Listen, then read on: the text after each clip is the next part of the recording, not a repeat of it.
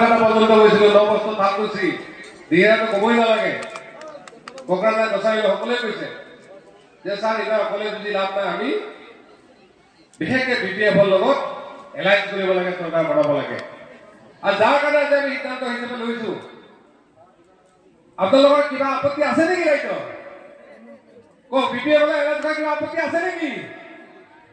নাই যদি আপোনালোকে হাত দাঙি দিয়ক আর সকলে যাও ঠিক আছে আছে নহলে কোনোবা ঘৰচান দাস কোনোবা নবহৰণে সিদ্ধান্ত ললে কোনোবা আব্দুল বাট্টাই সিদ্ধান্ত ললে কাৰণ আমাৰ মাজতে কিছুমান আছে তেওঁলোকে কিন্তু ৰাজনৈতিক সিদ্ধান্তবিলাকৰ ক্ষেত্ৰত কেৱল আপুনি মই কোনো নহয় আমি যিটো ৰাজ্যৰ কাৰণে ভাল পৰিস্থিতি ল'ব লাগিব মই কৈছোৱে যে আমি এতিয়া বন্ধু ধৰিব নোৱাৰো আমি ৰাজপথত যুঁজিব নোৱাৰো আমি ঘৰৰ কাম এৰি আন্দোলন কৰিব যাব নোৱাৰো কিন্তু আমি যদি এটা ভোট দিয়ে সিদ্ধান্তবিলাক বদলাব পাৰো আমি কেলেই নকৰো সেইকাৰণে আমি বিপিএফ কি বুলি ক'লে যে ব্ৰিটিছৰ শান্তিৰ বাট কটীয়া অৰ্থাৎ ব্ৰিটিছে কট কৰাৰ পিছত হয় তেওঁলোকৰ পাৰ্টিৰ কিছুমান বেয়া থাকিব ভুল কৰিব পাৰে কিন্তু আজিৰ দিনত আমি যেনেকে নৱসংখ্যাক লৈ আপোনালোকে এটা আশা কৰিছিল যে ব্ৰিটিছে শান্তি প্ৰতিষ্ঠা হয় একেধৰণে বড় ৰাজ্য ভাবিছিল যে ব্ৰিটিছ একতৰ জৰিয়তে ব্ৰিটিছ শান্তি হওক সম্প্ৰীতি হওক উন্নয়ন হওক গতিকে আজি বিপিএফ আৰু জিএছটি লগ লগাৰ লগে লগে এই ব্ৰিটিছ স্থায়ী শান্তি প্ৰতিষ্ঠা কৰাই নহয় আমি ৰাজনৈতিক দল হিচাপে এটা আঞ্চলিক দল হিচাপে আমি গোটেই অসমতে প্ৰতিষ্ঠা হোৱাৰ সম্ভাৱনা আছে আৰু একেধৰণে আপোনালোকৰ নিচিনাকে ইউপি বিহাৰ ছত্তীশগড় মধ্যপ্ৰদেশ গুজৰাট মহাৰাষ্ট্ৰ কাশ্মীৰ পৰা আদি কৰি তেওঁলোকৰ ৰাজ্যৰ এনেকুৱা ধৰণৰ কিছু সমস্যা আছে যিবিলাক সমাধান কৰাৰ কাৰণে তেওঁলোকক বিচাৰে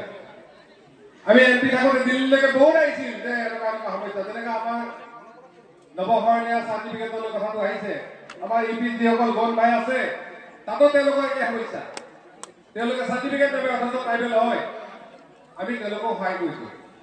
যে মোটামুটি আজি মূল কথাটোৱেই হ'ল যে আমি ব্ৰিটিছে যদি চৰকাৰ বনাব পাৰোঁ আমাৰ গোটেই সমস্যাখিনি আমি নিশ্চিতভাৱে সমাধানৰ এটা পথ পাম আজি এই অধিৱেশনলৈ আমি কোনো বেলেগ পাৰ্টিক মতা নাই কেৱল বিপিএফক মাতিছোঁ তেওঁলোকৰ প্ৰতিনিধি বা তেওঁলোকৰ চিট নিশ্চিতভাৱে ইয়াত কোনোবা আহিব আমি বিচাৰিছোঁ তেওঁলোকে ইতিমধ্যে জিএছপিৰ লগত আলোচনা কৰাৰ কাৰণে তেওঁলোকৰ মানুহ ঠিক কৰি দিছে এলায়েন্সৰ সম্পৰ্কত আজি আমাৰ নীতিগত যিহেতু সিদ্ধান্ত হ'ল আমাৰ মাজৰ পৰা আমি আমাৰ প্ৰতিনিধি পাতি দিম আমাৰ যিবিলাক সমস্যা আছে কমন মিনিমাম এজেণ্ডা যাতে এটা বনাব পাৰে দুইটা দলে এটা উভয়সী কাৰ্যসূচী যাতে বনাব পাৰে তাৰপিছত চিট শ্বেয়াৰিঙৰ পৰা আৰম্ভ কৰি বিজিডিচি চেয়াৰমেন মেম্বাৰলৈকে এই সকলোবিলাক ভাগ বতৰালৈ আলোচনা হ'ব তাৰপিছত সিদ্ধান্ত হ'ব কিন্তু এটা কথা আমি আজি নিশ্চিতভাৱে ক'ব পাৰোঁ যে এইবাৰ এলায়েন্স হ'ব এইবাৰ এলায়েন্সত আমি চৰকাৰ বনাম আজি আমি বিভিন্ন জাতীয় দল সংগঠনক আমি অনুৰোধ জনাইছিলোঁ সভা অহাৰ কাৰণে তেওঁলোকৰ কিছু আহিছে বা